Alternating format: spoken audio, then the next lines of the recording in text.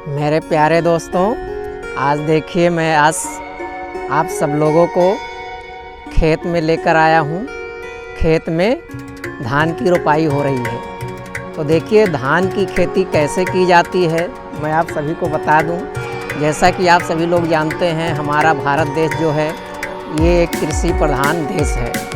हमारे देश में लगभग 75% जनता खेती करती है और सभी देशवासियों को भोजन कराते हैं ये किसान लोग। तो देखिए धान की खेती कैसे होती है। यहाँ पर देखिए ये खेत में जो है पानी भरा गया है और पानी में धान की बेरन रखी गई है थोड़ी थोड़ी दूर तक।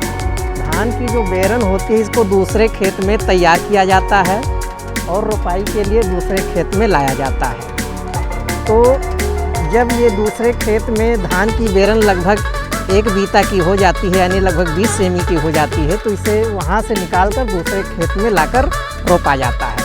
तो खेत में धान की रोपाई करने के लिए सबसे पहले खेत की जुताई की जाती है। इसके बाद खेतों में पानी भर दिया जाता है। पानी भरने के बाद खेत को पूरा समतल कर दिया जाता है। इसके बाद धान के इन छोटे छोटे पौधों को जो है लगभग 1-1 फुट पर हम गाड़ते हैं और एक साथ में लगभग 2 या 3 पौधों को हम गाड़ते हैं। और इसके बाद ये धान की खेती जो है लगभग 90 दिन या 3 महीना कहिए, 3 महीने या 3.5 महीने ले लेता है। कितने दिन में धान की फसल तैयार हो जाती है। तो देखिए ये हमारा ग्रामीण क्षेत्र है जहाँ पर खेती होती है और इस समय पानी खूब बरसा हुआ है हमारे क्षेत्र में।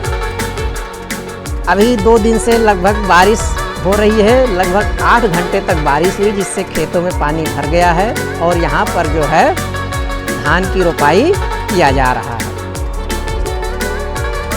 तो देखिए दोस्तों, खेत में धान की रोपाई के लिए एक साथ जो है एक खेत में कई लोगों की ज़रूरत पड़ती है और कई लोग जो है लाइन से धान की बेरन को लेते हैं और खेत में रोपाई करते हुए जाते हैं। सभी लोग एक साथ बेरन लगाते हैं और एक दूसरे का साथ देते हुए बेरन को लगाते हुए पूरे खेत में आगे से पीछे की ओर आते जाते हैं। इससे धान के जो ये छोटे छोटे पौधे हैं, यानी जिसको हम बेरन कहते हैं, ये टूटने नहीं पाते हैं।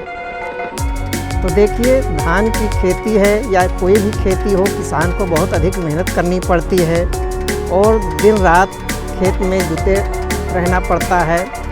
और इन्हीं खेतों में जल, मिट्टी और पानी के कठिनाइयों को सहते हुए लोग खेती करते हैं और अपने गांव का तथा अपने देश का सभी का जो है पेट भरते हैं। यहाँ तक कि विदेशों को भी अनाज हमारे देश से ही अधिक मात्रा में जाता है। तो हमारा देश जो है एक कृषि प्रधान देश है जो अधिक मात्रा में अनाज उत्पन्न करता है और सभी लोगों को खिलाता है। अगर हमारा देश कृषि पर निर्भर न होता, हमारे देश में इतनी अधिक खेती न होती, तो क्या होता, हमें विदेशों से अनाज मंगाना पड़ता। लेकिन हमारा देश कृषि में बहुत सक्षम है और यहाँ पर इतना अनाज पैदा होता है कि हम स्वयं खाते हैं और विदेशों को भी अनाज भेजते हैं। हमारे देश पर जो है चीन, जापान, अमेरिका, कई बड़े बड़े देश हमारे देश पर जो है निर्भर हैं अनाज के लिए।